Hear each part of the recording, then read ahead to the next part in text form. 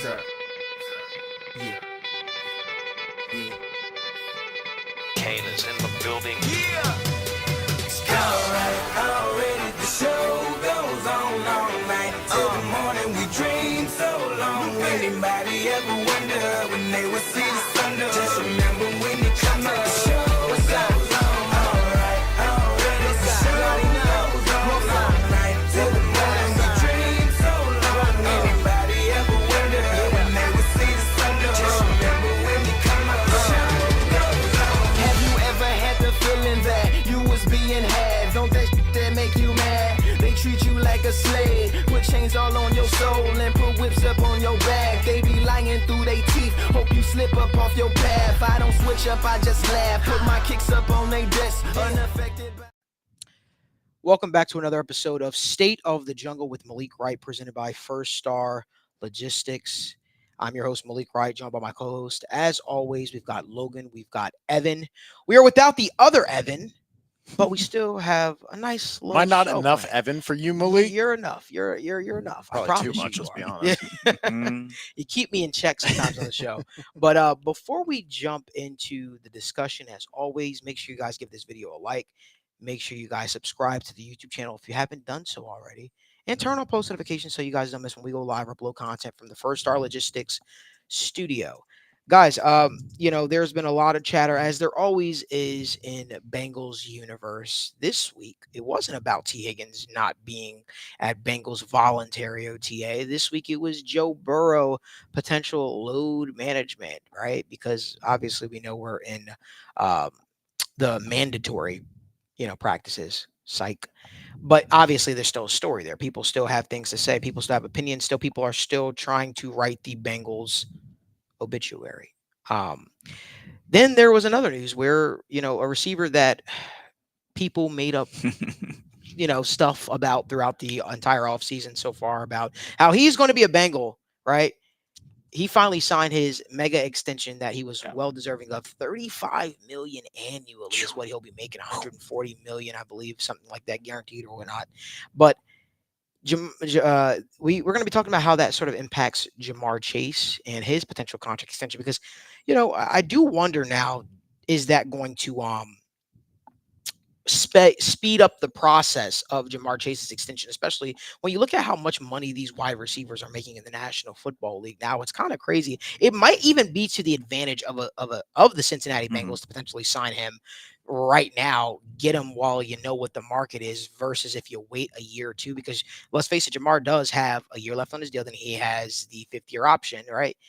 It probably behooves you to probably open up extensions with that guy sooner rather than later, to hopefully you can save some money. But it is crazy to see how the wide receiver money has changed completely in the NFL, considering where we were just a couple of years ago. We got wide receivers that are making monies that is similar to quarterbacks now, in some instances even better than some quarterbacks in the National Football League. I remember back in the day when we thought $100 million for a wide receiver was great money, and we never saw it escalating past that, or even to the levels that we are right now. And I remember vividly when what's his face, Devontae Adams signed his extension. We were all like, "Oh wow, he's getting paid crazy amount," and then we see it, and we're like, "Okay." The real contract is different than the reported APY, and Tyreek Hill's the same way too, right? Where it's like, hey, that's why, like, when you look at these new contracts, right? Like, especially the 3-year cash flow, like the first 3 years of the deal, because so much of this is like, when people talk about, oh, well, AJ Brown and Devontae Smith just got signed. Yeah, they also have like $40 million cap hits in 2029, like 5 years down the road. So like, yes, the average per year is up there, but at the same time, there's a lot of money in the back end of that contract, either in void years or in years that are not guaranteed, that kind of boosts that number that gets reported by the agents and everyone who wants to make the contract seem like it's very large in stature. But For sure. just to prove to that, like you said, for the magnitude of the Justin Jefferson deal, when you compare it to the other deals like Amon-Ra, Jalen Waddle, through 3 years, Justin Jefferson's making over $106 million versus Amon-Ra, Jalen Waddle, AJ Brown all making closer to 80. So like that just speaks to the amount of actual cash coming his way, and how these other deals, like even Tyreek's deal, $56 million cap hit in 2026. he's probably not seeing the $43 million base salary, which is why he's seeking a new contract, right? People are like, oh, Trey Hendrickson wants a new contract. Well, Tyreek Hill just signed one a couple years ago and is now saying, hey, I need it, because he knows that he's not going to see the life of that contract. He knows those back end years when he's 31, 32, and he's supposed to get $43 million in base salary. They're probably going to either release him, cut him, trade him, whatever else. So that's why it's important, like you said, the Devontae Adams, the Tyreek Hill, the AJ Brown, even to an extent, Devontae Smith deals. It's important to look at the structure of the contract, because they're not all what they're cracked up to be. But Justin Jefferson's deal is. Oh, it is. It is what it is, right? I mean, look, I want to kind of get you in here on the conversation. What were your thoughts on, first of all, Jay Jettis signing the contract extension? And what are your initial thoughts on how that impacts Jamar Chase? Because it certainly does impact Jamar Chase. Yeah, I think first and foremost, the most, like, I guess, taking the annoyance out of the whole he's coming to Cincinnati thing. That was very, very nice to put that to rest. I mean, he's clearly one of the best receivers, if not the best receiver in the NFL. So, I mean, nobody should really be arguing about the money. It's just becoming a position that you're just going to pay. I saw somebody tweeted something about how it's like, you're obviously going to put car in your gas no matter how expensive it is. And that's just how kind of these receivers are getting. You're going to need good ones no matter what. That is such an Evan-esque type. They're going to be expensive no matter what. Like, you need them. Like, you're just going to pay for them. No matter what. You're just going to pay them regardless.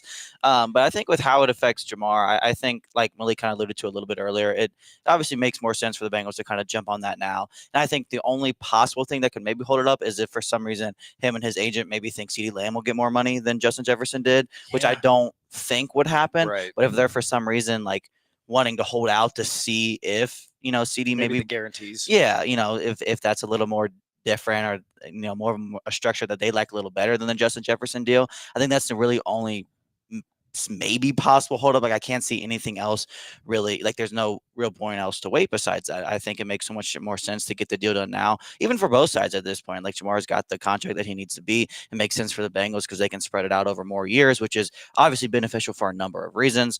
I'm glad it's done, and hopefully things can start moving forward. Yeah, I agree with you. But I do think it does impact, obviously, the thought process or the thinking of a Jamar Chase, sort of extension. The thing that's interesting with the Cincinnati Bengals is never will they go out and say, hey, we want to keep our said star player. It's always going to be the guarantees right beyond year one. Are you willing to break that trend of sort of what, guarantee that money to that wide receiver beyond year one, into year two, into year three? We know that's something that the Bengals routinely have never really necessarily loved to do. But one thing I will always say is the Bengals always find a way to pay their quarterbacks. The Bengals always find a way to pay their wide receivers. It's those positions where they feel they kind of get the most bang for their buck and the most value out of it. And so, like, I've even seen people say, oh, well, the Bengals are just going to be in a bad situation in which they're not going to pay those guys, and they're not going to they're not going to be able to keep those guys that we're talking about here. And I just don't see that. I see a situation in which the Bengals are going to make Jamar Chase a priority,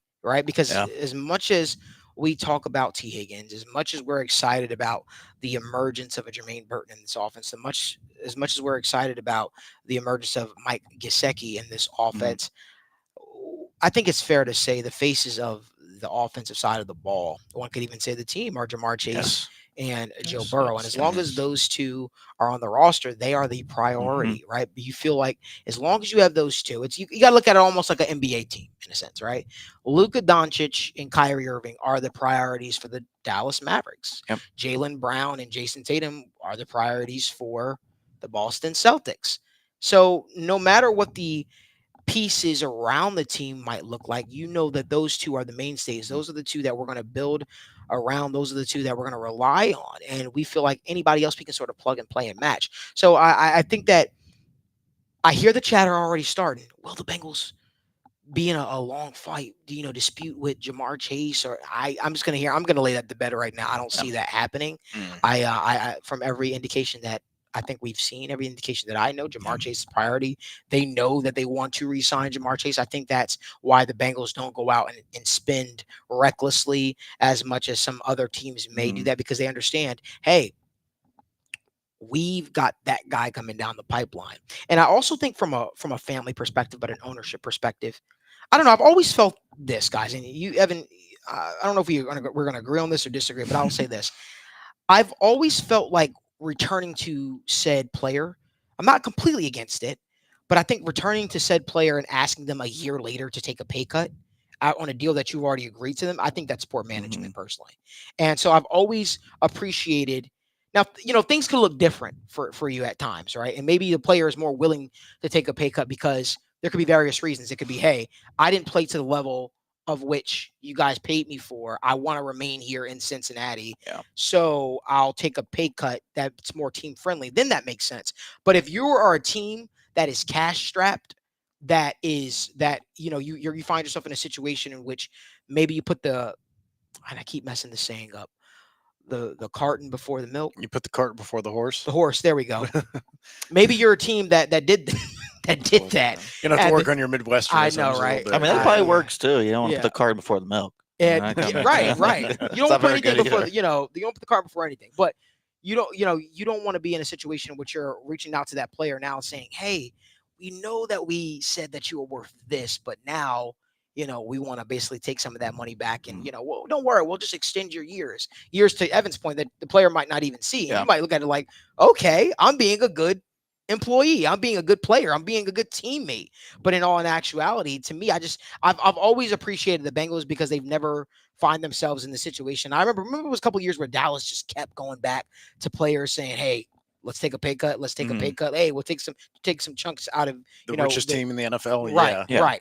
No, I think that's a good point, man. And honestly, I think that might be a reason that when the extension does come down for Jamar, that you are probably, I expect, for the Bengals and Jamar, a 3-year deal, a 3-year extension, right? And so that would put him under contract for the next 5 seasons because he still has those 2 remaining rookie year deals, which is the benefit to them possibly getting this deal done by this season, because then you get an extra year. When you have the guaranteed, the signing bonus, right, you can prorate that over 5 years and spread out the cap hit as you'd like to kind of maneuver the numbers to fit the puzzle of your cap situation year by year a little bit, right? And then obviously you can defer some to later years when the cap goes up exponentially, especially in 3 years when they're probably going to do new CBAs and everything else and get a whole bunch more money coming in. So it is very advantageous to the Bengals to do a 3-year extension to be able to use those 2 rookie years on the contract to spread the money out a little bit more and kind of play with things. And that'll help keep the cost down and how it affects the overall roster in the future. But also that benefits Jamar Chase too, because then he is hitting the open market when he's age 28, 29. And looking for an extension at that point, which is more likely to get a receiver a new contract than you would if you were, say, 30, 31. It's going to be a little bit more difficult to get top of market money you might be looking for. Right. So hitting the market for him is an advantage for overall career earnings, and hitting and doing the 3-year deal is beneficial to the Bengals for accounting purposes. So I think that is a reason that you might see that, and that's not reflective of anything of like the Bengals situation or like anyone wanting to be short term. I think it just benefits both sides greatly to do like a 3-year extension. Yeah. And another reason, like, I don't, like, I get where people get a little worried because you see the big numbers and everything, but it's just like these big contract extensions have kind of become like, I don't want to say a never-ending cycle, but it's just like the whole quarterbacks. Patrick Mahomes signed that crazy deal several years ago, and everybody's like, "Oh my God, they got no money. They got no money." Now he's like, what, the 8th highest-paid quarterback? Like, that's just a cycle that's going to happen for the league forever, as long as the money and the revenue keeps going up and up and up and up and up, like it is every year. These kind of contracts are only ever going to become an issue if the money starts going down and down and down, and that's just not going to happen. So obviously, Jamar's going to sign a crazy deal. Joe signed a crazy deal. These people are going to sign these crazy deals, and it is a lot of money. But when the league and the teams are making more and more money year in and year out, it becomes less and less of an issue. Obviously, that doesn't mean you can just go handing them out to multiple players, like we kind of alluded to how several teams do that a little much. But when they're a team like the Bengals, who, we're not going to pay so many people, they're going to be fine. Like, this is not one of those difficult decisions, right? Because like you said, and like Malik alluded to, pay your really good players, right? Like the contracts that you start having buyer's remorse on are either free agents that you greatly overpaid because you make it to free agency and you have competition, right? Or guys who are in that like good to really good tier, and then they get overpaid for that or for contract year, right? Whereas Jamar Chase has been constantly productive, is absolutely in the argument for top 5 at his position year in, year out. Joe Burrow's the same way. Those are the guys who you have no problem paying, right? Because you're not going to find your way to another elite guy. Right. Other elite guys don't make it to free agency. They get traded for 2 or 3 first-round picks, and then you extend them, right? They don't, and if they do make it to free agency, you're going to be paying more than you'd like to on just about everything, right?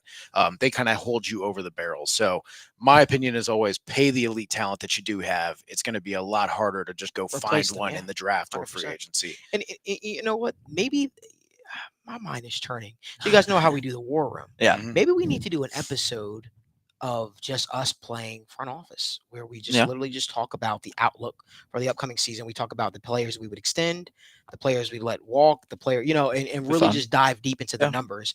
I know for all you math wizards out there, Evan, you'd love that kind of a style of show. But when you think about it, I think if you put me in a situation in which I am a part of the Bengals front office and I make critical decisions, I think when we talk about our elite players, the players that we want to keep, that we find hard to replace, you do come up with names like Jamar Chase, you do come up with names like Joe Burrow. I think after that, you start to question, right? I mean, obviously the rookies, you don't know what they're going to show. We don't know. Maybe they can prove to be irreplaceable. Maybe they can prove to be franchise cornerstones at some point or another. But I think when you look at it, like, I like T. Higgins. I like T. Higgins a lot. I like him as a player. I like him as an athlete. I like the way he carries himself for the organization. He's never had a problem off the field. I mean, just a really stand-up guy. But I think at some point, if I am putting on the hat of the front office, I think that you separate likability, because we know in business isn't about whether, I mean, part of it could be about if I like you or not, but it mainly comes down to, hey, does it make sense? It has to make business sense. And I think I understand what the going rate for some of these receivers are nowadays, but I think what the asking rate might be, I think the stats, right? I think they need to add up. I think it needs to make sense, if you ask me. Like, I think it has to. And I think sometimes that's where people kind of have a hard time, separating reality from, whatever. It's like, at the end of the day, man, you can't just be reckless with money and reckless with spending. Like, that doesn't mean said player isn't a good player. That doesn't mean said player doesn't have a bright future in the league, right? But it reminds me of almost the Jalen Brunson situation. I hate to keep making so many references to NBA, but I really don't, actually. I don't mind it. But the Mavericks didn't want to pay Jalen Brunson. The Mavericks said, hey, we don't see the value in paying you. And Jalen Brunson said, had they offered me essentially what they were going to offer me, I would have accepted. Yeah. And it was a way lesser amount. And they said to Jalen, hey, if you think you can go out there and get $100 million plus deal from a team, we wish you the best. Yeah. But we don't know if you can do that. Yeah. He went out and he signed with the New York Knicks, got a huge deal, and probably was one of the more, until they got Kyrie, but probably was one of the more regretful situations for the Dallas Mavericks, right? So when you look at it, I'm looking at it from this way.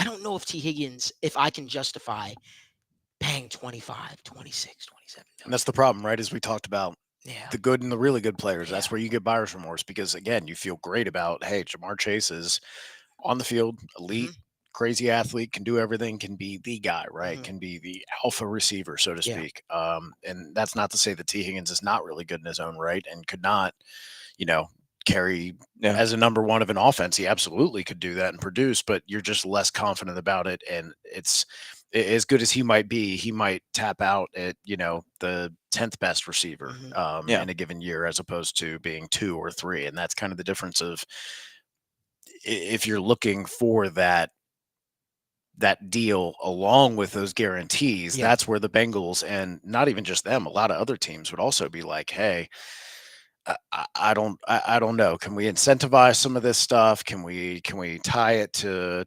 active games played? And so that's where you get the hang-ups. And that's the negotiation process, right? Because that's the part where you don't want to offend the player, because then the player's like, that's why it's easy with Jamar. They're like, we want the best money, and they're like, you're going to get the best money. Let's figure out the details, and we'll just figure out the payment schedule. Because like, you have to deal when you're negotiating, and you're trying to work out a deal. Maybe this will help somebody in business in some aspects. I am by no way a negotiation, god or savant, if you will. But I will say this: you gotta deal with reality. You have to deal with reality. You can't ask for something that is so astronomical or something that is so out of that range, right? And then like get offended if the team says no, because at that point, right, we're negotiating. That's where negotiating in good faith comes, right? Because you're negotiating in good faith, thinking that hey, both sides are going to come to the table and we're going to be realistic about it. We're going to deal in the world of reality. And then you come at me like, yep, well, I know I only put up like 500 yards or 600 yards for you, but give me 27 million. Yeah. Well, no. Why? Well, this is why you like the agent to communicate with the general manager instead of the Right. player, because we've seen a number of times when the player represents themselves, you have to have awkward conversations that you'd rather not a have. third party has, right. so you don't ruin And that that's relationship. why you have agents. But what happens when your agent is of the same mentality of, Right. well, because of what we know he could do, he deserves that. And then it's like, all right, it creates a very sticky They situation. want to be paid on potential. Right. And then it's like, all right, we weren't going to bring up the numbers. We weren't going to bring up the availability. We weren't going to bring up all that. Since we have that to. general stuff, but now we have to, Yeah. because now we've got to bring up the facts. And then when you get to bringing up the facts, it's like, oh, I'm offended. Oh, so you're going to bring up the facts that I wasn't available. You're going to bring up the facts that I didn't have the numbers to back it up. Now I'm pissed. All right. Well, what do you want us to do? Yeah, I think they're like just, not necessarily just Bengals fans, but all these people, even go back to the Mavs fans with the whole Jalen Brunson reference. It's like this stuff does have to make sense for both parties. We Yes. talk about how much has to make sense for the Bengals. Yes, the Bengals would love to keep T. Higgins at a reasonable price. Yes, the Mavs would have loved to keep Jalen Brunson at a reasonable price, but why would they accept a reasonable price when they know they have the talent, the ability, the upside of. Because you're a $1 billion organization that has money out the ass, and it doesn't affect you if you pay me $27 million. Because that's the reason. That's the justification. People who are pro player. And by the way, let me just say this: I am pro player. Yes. But I am also pro business. It's got to make sense. There's a difference between what you want for the player and what your objective analysis is, right? Yeah. Because obviously we want the players, like you said, we're talking about billions of profit. Like, yes, absolutely. The players who have such bad issues with CTE, with being able to walk, with having back issues, with being able to bend your hands and fingers every which way, and arthritis all over. Like, again, Byron Jones, right? The corner for the Cowboys and the Dolphins, within 2 years of signing that new free agent deal with Miami, was tweeting out there, dude, I can't walk right now. I'm seeing doctors. Like, I literally can't walk. And he was what, 29, 30? So like, we are always, all the players should get all the money for putting their bodies on the line constantly for their family. But then you ask us, hey, analyze the situation objectively. That's a different conversation. 100%. And I think this is where we look at it, and we got to be real with ourselves. The NFL is an owner's league. The NBA is a players league. Just so you guys understand, a guy like Dylan Brooks for the Rockets, I believe he's on, right? He signed a 4-year deal, $80 million a year. That's what he's getting paid, right? $80 million a year for 4 years. And he cashed in big time. And it's fully guaranteed, and too. it's fully guaranteed. That's the difference between NBA contracts. And then that brings up a whole nother. Somebody said sign T, trade Chase for a haul. That's interesting. But I think that's what brings up a whole nother discussion of how these NBA players are able to go out and get brand deals for themselves on a whole different, scale to make it work for them. And it's just you wonder, and maybe this brings up a different discussion, right? And I didn't even expect to kind of go down this rabbit hole. But do you ever think that the NFL will get to a point, Evan and Logan, where it becomes more of a player league? Because I feel like, I don't know if you guys have realized that the last couple of years, it feels like the players are trying to take control of the league in certain situations. You can go all the way back to Le'Veon Bell, trying to control the narrative of where, he didn't want to sign the franchise tag or the tender, whatever it was, for Pittsburgh. He sat out the whole year. Then you had Antonio Brown. Well, I don't want to play for the Raiders. I didn't want to play for the Bills. You're not going to trade me to Buffalo. I want to play with Tom. And he forced his way there. Then you had OBJ force his way out of Cleveland. And Stephon Diggs basically forced his way out of Buffalo. You've had, so I've seen more of a growing anthem, if you will, of players forcing themselves out of their current situations and making it work for them. And I think a lot of that comes down to, you think about it, they're friends with other players and other leagues and associations, right? Damn, you got control where you can go Now, do that. my question is, Yeah. yes, there has been a more upward trend of that, but I wonder if that's not more GMs know what they can get back in return for that kind of haul, where if, hey, I don't have to worry about Yeah, but negotiating it for does break contracts, and even, then yeah.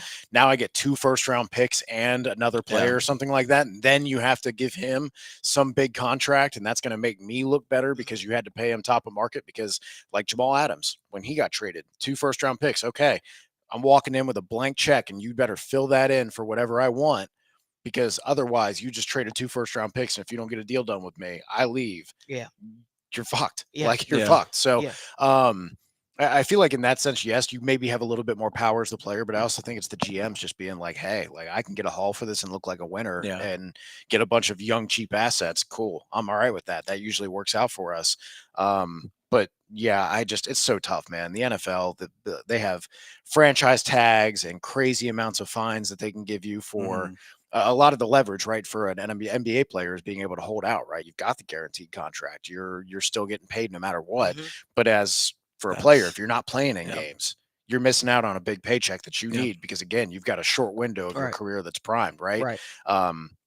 You're not able to have the longevity that a standard NBA player does. The average NFL career is 3 years long versus NBA. I'm sure it's a lot longer. Oh, yeah. Where you can play when less you're toll on your 28, body. 30, 35, right? And you're not dealing with the medical issues that come down the road. So I agree that I think there's a little bit more player ability to dictate where they want to go.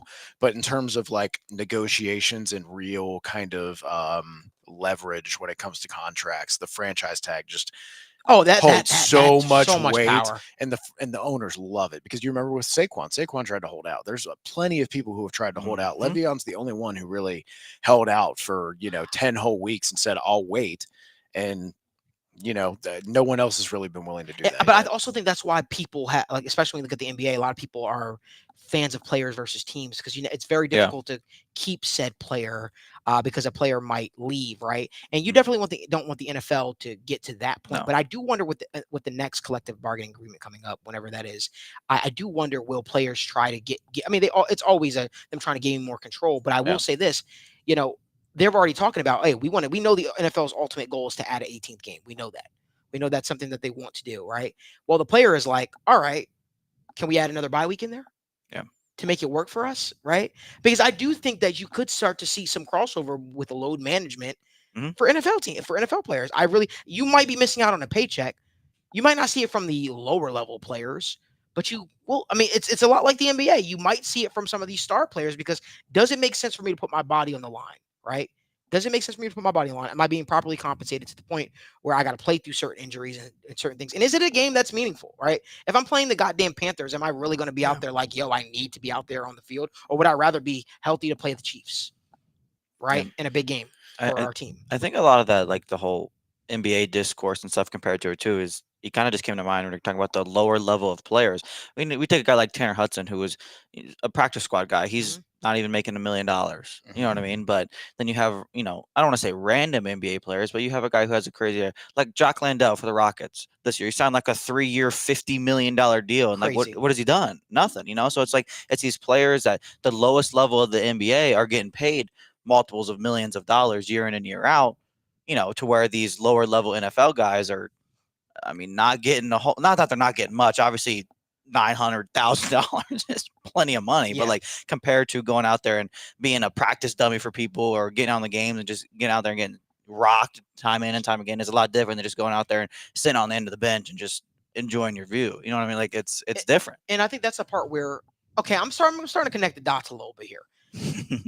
But I think that's the part where the NBA does so well, and we don't talk about it enough. The NBA is so involved overseas. Yes, I was going to bring that up. With other, and NFL you can go play elsewhere, and that's what the NFL is trying to do. That's a whole nother point of revenue that we haven't even that the NFL they just don't have the international access. That I feel like this is kind of getting into like a big macro discussion that we're having here. But that's State of the Jungle for you. But this is the thing with like basketball, right?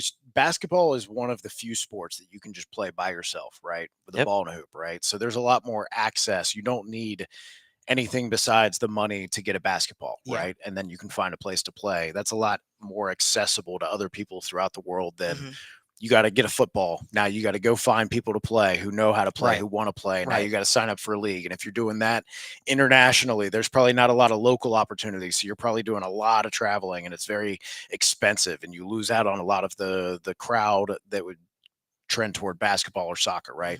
You also have other international stars, lots of stars from Africa, from China. You had Jeremy Lin and Yao Ming and all these guys that really helped kind of grow the game internationally, and maybe having more guys like Jokic, like Luka Doncic, and other international players kind of bridging that gap a little bit. But the NFL has not really seen that success where they've had a lot of international or players of different nationalities come in and be stars and really generate that. But I think that's why they try to push those some of those players that are coming from, like, remember there was a couple of years ago was that tight end from the Vikings. They came to the Bengals for a little bit from Germany or something like that. You know, it's maybe that's why they really try to push that agenda, and that's why we're probably having a game in Germany this year. You know what I mean? Yeah. But you know, that you're right. That does bring up a whole topic of discussion. But I think it does when we talk about cash flow, when we talk about how these organizations work.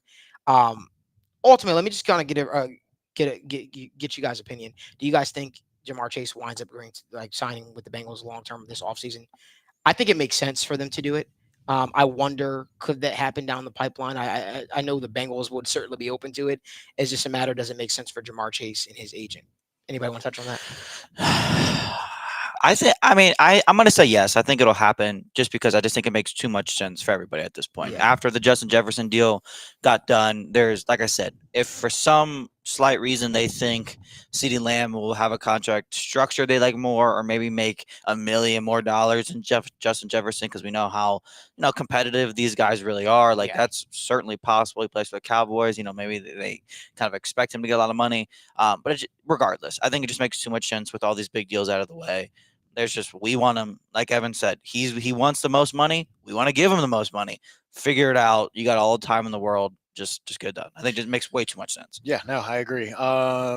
We've seen deals kind of go down to the wire, like right before the season starts. So I wouldn't be surprised if that happens. And like Logan touched on, it makes sense for Jamar to sign the 3-year deal and hit the open market at the younger age, make more money, make more cash over his career. Makes too much sense for the Bengals for getting the extra 2 rookie years to spread the cap hit out over, so they can kind of play with the numbers a little bit to make it fit their cap puzzle a little bit better. I did want to touch on something. I think Chuck had a good comment where he said, I have some empathy for both players and owners. Players want as much guaranteed as possible since it's easy to get injured. Owners want to give less in guarantees because it's easy to get injured. And so to that, I will say the owners are much like any investor, right? If I invest in Procter & Gamble and they decline, it's a bad investment, right? Something happens. Right. Procter & Gamble is not paying that cost, right? I don't work out a deal with Procter & Gamble where I'm like, hey, you're going to take, 50% of this investment back to me if it doesn't work out, right? When you're the owner of a business and you invest in something, you invest in a new asset and something happens to said asset, you don't go, well, I made a bad investment. Now I'm going to take half of my employee salaries or, fire a bunch of employees because I made that bad investment. At least you should not. That is not good ownership. These are billions and these are billionaires, right? Yes. Even if you're the Carolina Panthers and you win 2 games, you are still making billions in profit. I also think people, I don't think people know this, but that's how the ownership in the league works. There's revenue sharing. They all get a per partnership, a percentage of whatever the league in totality brings in, which is tens of billions of dollars. Billions just on a Sunday. So so when you split that up into 32 and you're talking almost everybody's getting $1 billion a year, and you want to say like, oh well, they maybe overpaid for the player and they don't want to give an extra $60 million in guarantees. I'm like, that is 5% of your profit, right? Like that you just get from the league, not including your own team sales tickets, all that stuff, right? Just net profit that the league gives you from here's your piece of the pie, right? So that's where I have like, hey, the other side of that is too, right now, the owners have that fail-safe built in where, hey, if I give you a shit contract and you're not playing against it and I may overpaid, I can just cut you. Right. I can just release you. I can get rid of you in any number of ways. But if you're locked in at the player, there's only so much you can do besides holding your breath, like you said, until it's time to play games. And then most players do because they need the money and their career window is so short. So I do think that's a valid objective argument. But when you put into they are making billions of dollars and we're talking about tens of millions of dollars being the splitting hairs, and the players should inherit responsibility for that when they're already inheriting so much risk themselves. I think the billionaires, hey, if you make a bad investment, you made a bad investment. You're still, even if you overpay T. Higgins, let's say, just for shits and giggles, you're still making tons and tons and tons and tons and tons of money. Like, you overpaying T. Higgins is not going to sink your bottom line for the year. No, I agree. And so Gary Jellison asked, so with revenue sharing, does the team get one big check or like quarterly chunks? How does that work? I don't know how it breaks down necessarily in terms of how often they pay them, but I'd imagine it probably would be a quarterly thing. I don't think it's something where the league is depositing, to your team's account $1 billion every single. But I think based upon, like, I guess, and again, this is me just speculating here. This isn't me reaching out to anyone, and I did not expect this show to take this type of turn. How it's fun. How, like, how much we're diving into the finances side of the NFL. And I'm sorry if this is boring at all, but I definitely would think a quarterly might make a little bit more sense. Kind of give a chance to see how it all tallies up and it breaks down amongst teams. Did you have that? And I just looked NFL revenue, just to kind of put a number to it. Last year was projected to be $20 billion. $20 billion. $20 billion. So you're getting $625 million just straight for being part of the NFL to cover all your costs. And then that's not including your tickets, your individual ticket sales, the times that you rent out the stadium for concerts and whatever else in the off season, which is what the Bengals have started to do more of. Right. They weren't doing that before. Right. And then you've got all the other concessions and everything else that also comes in and pours in. And then, hey, you make the AFC Championship game and now you sell a shit ton of merch and you make another $1 million doing that. Like, and so it's, again, I do hear the owners are kind of hemming and hawing about wanting to fully guarantee contracts, but like, and I know it's easier to guarantee 15 guys contracts than 52 guys contracts, right? But again, you're talking about tens of millions when you're getting 600 plus million just from the NFL for being around. And there's a good base of players that are barely making $1 million too. And at that point too, okay, if you want to sell the team, sell the team. If you don't think it's profitable anymore, you're going to make $4, $5, $6 billion depending on where you're at, and you're going to be great. Like if it's really that important to you, which so many of these people are making so much money from their other businesses and everything else that it's like. And when you said 20 billion, you're saying 20 billion amongst all 32 owners, correct? Yes. So that would be 625 million for each individual team. You're just boop. Right. Here you go. You're in the club. That's why it's like, hey, we're cash strapped. And also now they're selling all these different games to Netflix and NBC. Oh my God, you gotta have 8 different subscriptions to watch a full season. They're just shopping out all these individual games to the highest bidder, which, yes, again, from annoying, a monetary standpoint of we want to make the most money. Yeah, absolutely. Let Amazon and Hulu and CBS Stream and Fox Sports Just 1 bid and over everything. Delta 8-3 Universe TV all overbid for something. Like, that's again another way that they're just going to keep increasing the revenue. They are so good at making money that they are they always find ways to do more, right? And as sports gambling becomes more prevalent, they're going to be getting bigger pieces of that too. You have teams that have partnerships with sports betting companies, or naming like entrances, gates after certain teams, or it's so many different avenues that these teams have gone through to sort of help with the cash flow and help them continue to make money. I think that's why, you do see that a team like the Cincinnati Bengals kind of opening up and doing more things like concerts at Paycor Stadium.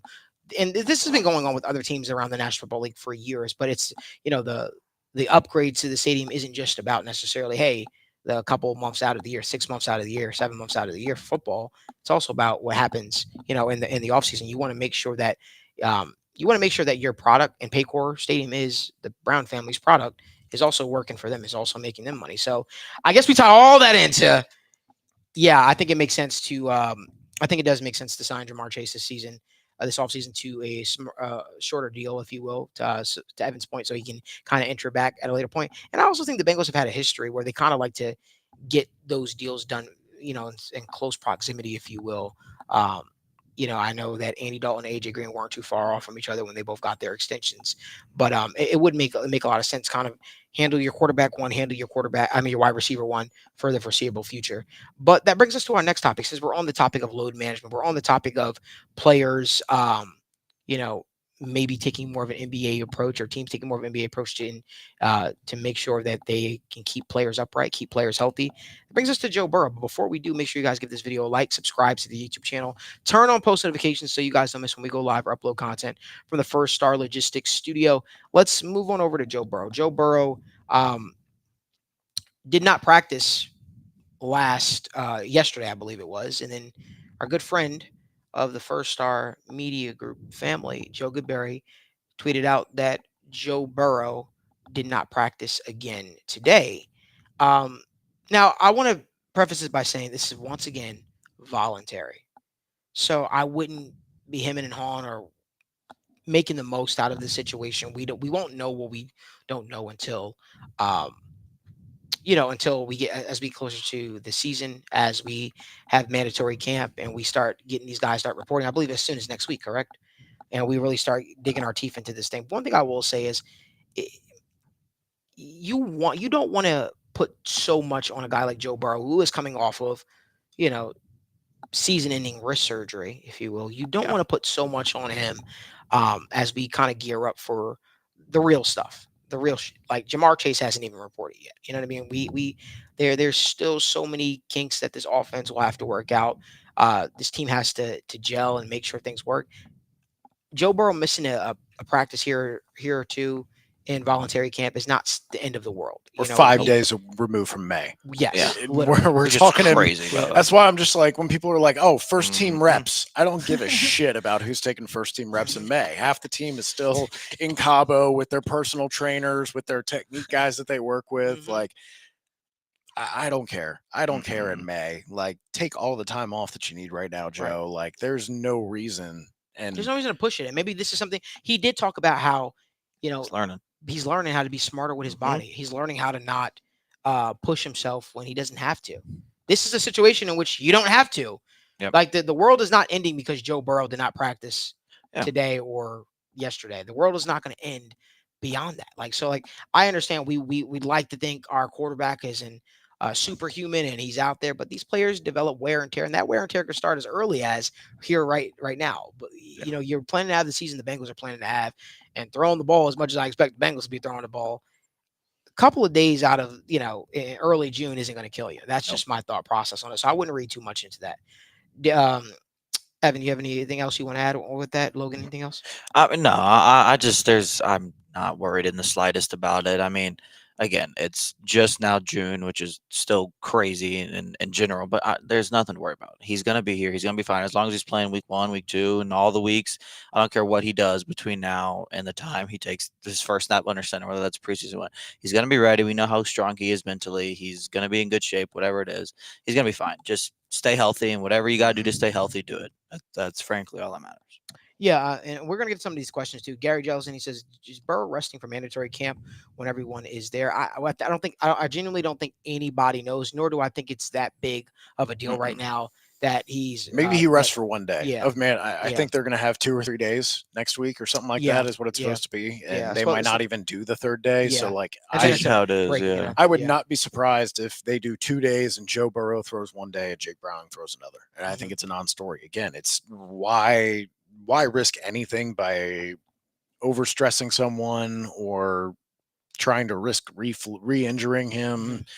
There's no benefit to him getting these 20 half-speed reps in May and June. Right. Like we're really overvaluing the benefit of like off-season / preseason reps, because I know it's going to be a conversation again when preseason comes around. Someone's going to say, like, I think the starters should play a whole quarter and they should bring out the real offense and let Joe do no, like it's again, we've seen starters go out there in preseason and just run 3 downs done And done, and done. Like you're telling me that fucking gets you ripe and ready for this. Right. No, I'm selling that. Like Right. don't come at me with that. Right. We want them to put their helmets on and their new shoulder pads on to make sure it fits, make sure their jerseys fit all right. Look good, play good, feel good is what they say. No, but in all seriousness, guys, it's the dog days of the offseason. Don't read too much into it. Don't get too hyped. Don't let reporters from New York, who used to work for Bleacher Report, tell you Joe Burrow will never be the same again. I have some catastrophic news for you. He'll never be the same again. He'll never be even able to throw the ball the same way he used to. Don't read into all of that. I promise you that's the best thing you can do for your mental health.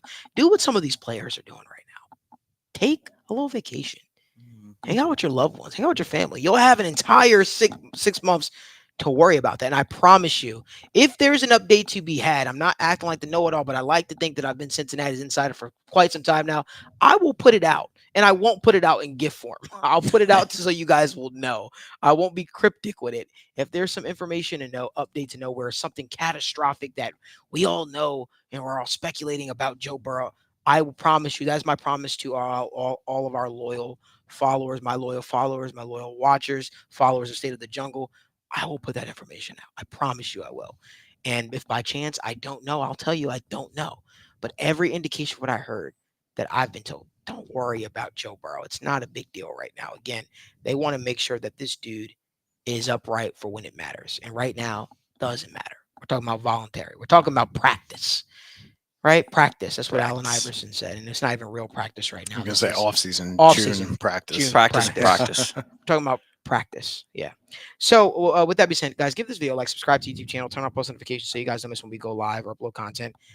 Let's dive into some of these questions. We're kind of zooming through the show a little bit, but let's dive through some of these questions real quick. And maybe it's going to be one of our shorter shows again. Diddy62285 says, breaking news: Malik will run a 40-yard dash against me during training camp. Absolutely not. You want me to tear my ACL? You've been training, I have been Malik. training. The stair climber with the sweatsuit, 30 minutes has done me wonders. My belly has gone down significantly. I'm getting compliments. I'm feeling a little good about myself, so been grinding nonstop. So I'm very, very happy with everything that we've been doing. So will BJ Hill, Evan McPherson, and Jamar Chase get extended before July 15th? I think Evan McPherson will be extended at some point this offseason. I'll just say no. July 15th is July fine, 15th because is they're too going to soon. take a couple weeks off. They're going to come back, and then usually it's like August, right before the season. Usually in like the week or two before the season is when we see a lot of I guess signings. out of those, I think the McPherson extension is obviously the most likely. Again, it's kind of similar to the Jamar, but just at a much less important of a position to where it's like, hey, you're good. We want you.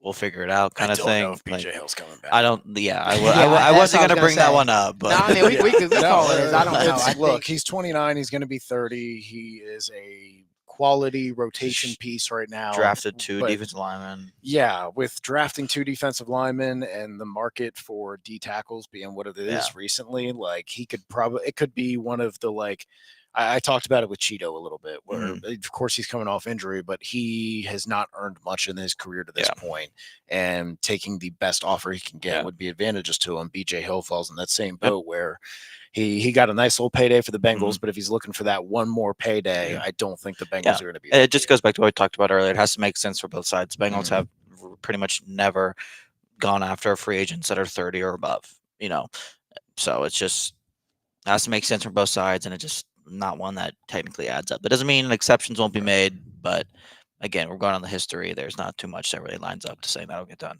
Right. Yeah, I definitely think Evan McPherson is going to be signed at some point. I think it makes a lot of sense. He's one of the better kickers in the National Football League. Let's go to Michael Rolfe, our good friend Michael Rolfe, who's in the comment section each and every single week. I appreciate the dedication. You're almost in here as much as I am. He says, what do you guys think Bengals will use their remaining cap space for? Evan McPherson extension? ? Free agent vet cornerback ? Chase extension ? I definitely could see a Chase extension. I could see a Evan McPherson extension. At this point, guys, I'm gonna be honest with you. I don't see the Bengals bringing in a veteran cornerback. I think if the Bengals bring in any veteran cornerback, it'll be because someone went down. I wish they would. Yeah, we definitely have talked about at length. We both wish we all wish that they would bring in a veteran cornerback at some point because and Calais we Campbell. just feel good. I want Calais Campbell on my team. I love Calais Campbell. I just want the man. Somebody's going to sign him, and I'll make a prediction. It's going to be in the division. No, I think it's going to be the Philadelphia Eagles. I think Fletcher Cox retired. Yeah, and they always like to have that veteran defensive tackle presence. I know that there's real. I'm not expecting to do this insider bit here, but I know there's real concern amongst Philadelphia Eagles with their two defensive tackles, Jalen Carter and Jordan Davis. They believe they have some maturing issues. They believe that they have some weight issues, and they think that that's why those guys run out of speed towards the end of the season. So they've been kind of quietly shopping around. Not quietly shopping around, but loudly unhappy, I would say, telling them basically get your together and having veterans talk to them and hoping that they can get their stuff together because there is concerns about Jordan Davis and Jalen Carter's ability to stay healthy and be consistent throughout the entire season. Now, that's why you see them kind of fall off a cliff towards the end of the season. Now, Jalen Carter was a rookie, but Jordan Davis, you'd expect him at this point to kind of get his crap in order. Hasn't necessarily. So I think Calais Campbell, a veteran presence, a guy that's been around the league, a guy that has done it at a high level for quite some time, makes so much sense for the Philadelphia Eagles to bring in.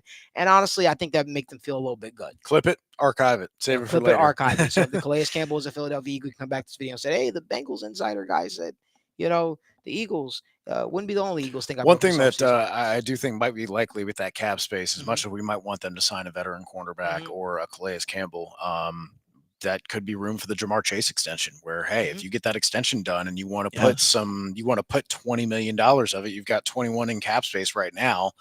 If you want to save $5 million of that for an emergency free agent, if you need it, and say, hey, all right, let's just dump another $15 million into Jamar Chase's, his cap hit for this year, which I think is like $9 million or something like that.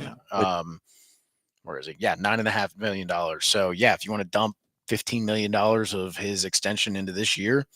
That's something you can use that cap space for. Absolutely. And I think that goes into kind of the timing of the Jamar Chase contract that we talked about too, of Evan kind of saying it's going to be later. And if it is later, I think there's more likelihood that just whatever they're like, okay, we got everything we need right now for the team. We feel comfortable.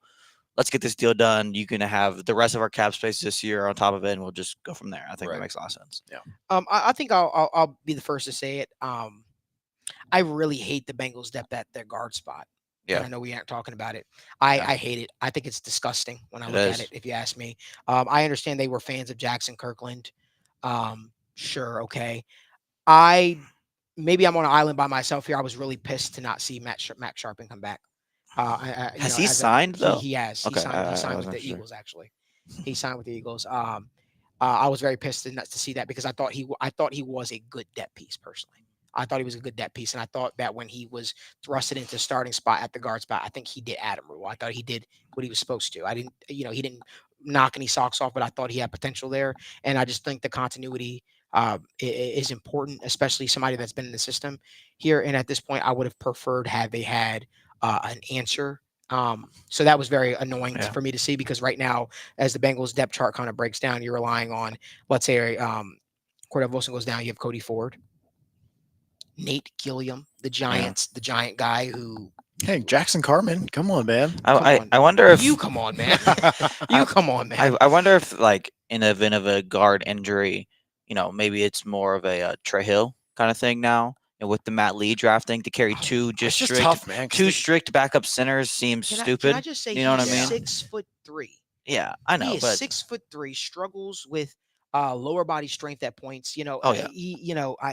I thought he had potential at center, and I don't hate Trey Hill. I was very happy with the draft pick. I just think that I don't want to thrust him into a spot in which he really hasn't gotten the most reps at necessarily. And maybe you are right. Maybe it does make sense. And I hope that they have a plan there because right now what it tells me is they don't have a plan. I just think I look at the guard spot for the Bengals and I'm just not. They just don't value the spot that much, man. In free agency and draft, I can understand them not, valuing it to paying a top end card. That doesn't mean you can't just have no backups either. Right. You know what I mean? If you're not going to have a top notch guy, at least have some options. You're now picking from nothing. It almost, I don't know. For me, it's just I'll keep my comments to myself. But if I say what I want to say, I might get in trouble. So. Now that I'm thinking about it, I'm trying to look at this right now. I was trying to see is Cordell Volson like their highest guard Yeah, pick in years? yeah, right. Isn't Well, it? Like Yeah. Michael Jordan, round For Cat 4. and Jackson Carmen. Well, yeah, I guess if you are counting Jackson Carmen, But let's not count him. Let's not. Yeah, round 4. Clint Bowling was round 4. Yeah, It was kind of like last year when we talked about how they didn't draft the tight end after our loaded tight end class, and then this year they had numerous times to draft good guards or high upside guards time and time again, and they just didn't. You know, it's like a car crash. I just can't they look away. they Okay, will Zeitler, continue. Right. They will okay. continue to just tell you we don't value this, we don't value that, and just make it clearly obvious. So Kevin Zeitler in 2012 was the last time they took a guard before round 4. Might be a bit long. And we know they haven't necessarily. Well, I guess I feel like Kappa was a pretty good free agent. I signing. agree. I feel like he was a really. I good remember when offensive he guard. signed in like half a second. Oh, Yeah, free agency that was started. very Alex good. Kappa was with the Bengals. No, that was good. Yeah, wish they again going back to the draft. I wish that even a mid to late round pick would have been used on a very talented, very deep interior offensive line class this year. But hey, that's you look at it, I'm still surprised by some of the names that are out there for agency though right now as we stand. there are maybe we do it for a small segment on a future show here coming up in the next couple of weeks. But yeah, I still easily see a handful of free agents that could be useful at spots that the Bengals have questionable depth at. Yeah. I'm still shocked Justin Simmons is sitting out there. He's biding his time. Yeah. I think he has definitely. the choice. I think there's going to be that camp injury or something that happens, or maybe a month before the season. He's a veteran. He's a really smart, savvy player. He's going to be able to sign and kind of fit in pretty quickly wherever he goes. I believe David Bakhtiari is going to wind up joining the Jets at some point. That's my prediction. You'd assume. I feel like that's a pretty good bet. What is that? Yeah. Minus 400? Yeah. Micah Hyde is still out there, right? He was actually David He is, right? David Bakhtiari played with the Jets GM Aaron Rodgers back in the Jets GM. Oh wow. And Wow, I thought he was. really? I thought you were spitting something like Yeah, I really. thought you Like, were spitting oh, okay. I had you for a second. But how about there, Michael yeah. Thomas, slant god?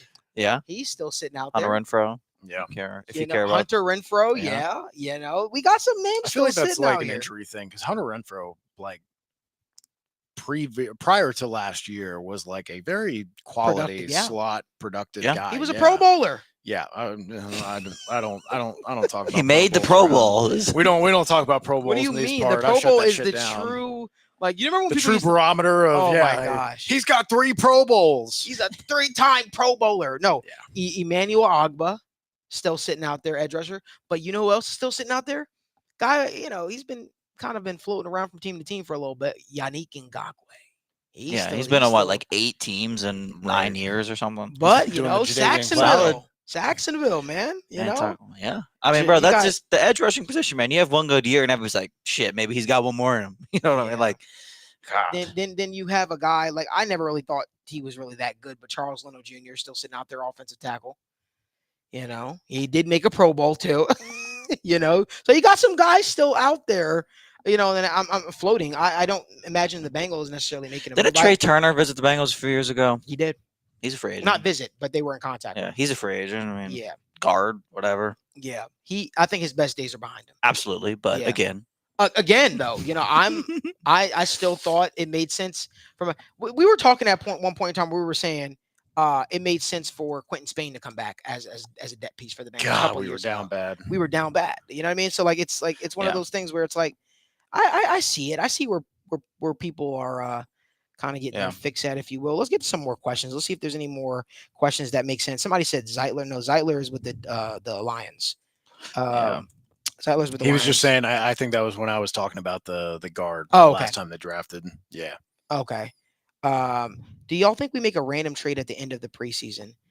I think we had a show where we talked about this, where we talked about potential trade candidates, and people brought up the name Joseph Asai. I don't see Joseph Asai, but I could see if any team came calling for Jackson Carmen, because this is an offensive line driven league, and teams are If always Billy looking- Price was worth something Edge- for trading, yes. yeah, you can definitely find a But reason to Billy get Price Jackson had the Carmen, first round tag Yeah. on him. He had the first round tag. So the thing about like Joseph Asai, I don't necessarily think we would deal him either, because there's a clear path to like him, they're not dealing him helping this year. They're not. But I dealing mean, with it. I think to a degree, it's like we've talked about it a little bit too. It's just like if he has a good year, he's gone. Or We're just not sign him going to free sign him. agency, Yeah, and if he has a good year, he's gone. If Mm-hmm. he doesn't have a good year, we're not re-signing him. So like you're really just holding out to him for 1 year. Like I can get it maybe if you can get something better than average for him. I don't think they're going to, but like I kind of get the idea of why people say, because like I said, if he does good, he's gonna be too expensive. You're not paying him, and if he sucks, you're not signing him anyway. So Right. I mean, cut your losses if you could. That's Yep. what I'm all about. No, that's not really what I'm all about. But I think it. Somebody said they are trading Carter when Davon Shna. Devon Shaw, Devon Shaw, Max, right? yeah. Why do I Maxwell. always struggle with his name? Because it's a weird one. Reading's hard, man. Devon, get out of here. Devon Shaw, Anita Maxwell. That's what I'll say, Maxwell. But somebody says, who's most likely not gonna make the roster? Who may be a surprise cut? Well, who's not gonna make the roster? Who most likely is not gonna make the roster? Is a loaded question, is what I'll say, because I think it could be a lot of people. But who may be a surprise cut? I think Jackson Carman is the surprise cut, and the only surprise cut because the Bengals don't usually cut their losses this early. Unless your name is Paul Dawson, a linebacker drafted from R.I.P. TCU. Yeah, maybe that. Yeah, I mean, like I wouldn't necessarily do it either, but like when you look at the room, like a guy like Tyson Anderson's a little like like I feel like special good teams good keeps him player. around, Yeah, though. I That's the agree. only I reason that agree I totally. thought- But then I was again, thinking if the he's same your thing. safety 6, 5 Right. at this point, his special teams value is awesome. Don't get me wrong, but Right. like, I mean, you need those kind of guys. But those lunch pail and hard hat guys. yeah, absolutely need them all. That's a. We're gonna get to one more question here before we head out of here, but will Mims have a real shot to start at right tackle with Trent Brown not showing yet? I think he has a real chance, but I don't think it's like a result of Trent Brown missing like the last week or two. It is a of little walking around in strange, though. I shorts. feel like I know it's not that big of a deal, but Sheldon like Rankins just got there. yeah, I mean, it's like if as you're a long veteran, as he's soon, but I think it's a new offense and everything. I'm not that worried about it yet, but it is like a little like He has been you haven't in the even shown building. your face. Like he was supposed to throw No, out the he first. Has he? Because he was He supposed to hasn't- throw out the first pitch at the Reds game the other day and then never showed up. He And hasn't people were like, been- "What do you like? What's going on?" no, he had a vacation Yeah. that like conflicted with that Yeah. or something like Well, that. still, But yeah, regardless, no, he as long as has he's here, been- then I don't care. Yeah, he's I been mean, in the building. I'd the miss I'm Don just not saying, first. but like if you're like supposed to do something, then just don't show up. It's a yeah, little no, weird. it's well, they got Mims, so it worked out. They all picked right. out the next biggest dude. they Yeah, could for sure. find. Yeah, they're like, oh, Orlando Brown, you busy? Okay, we got Mims. Yeah, get the rookie out here. But no, I don't think that Trent Brown missing at this point in his career of the voluntary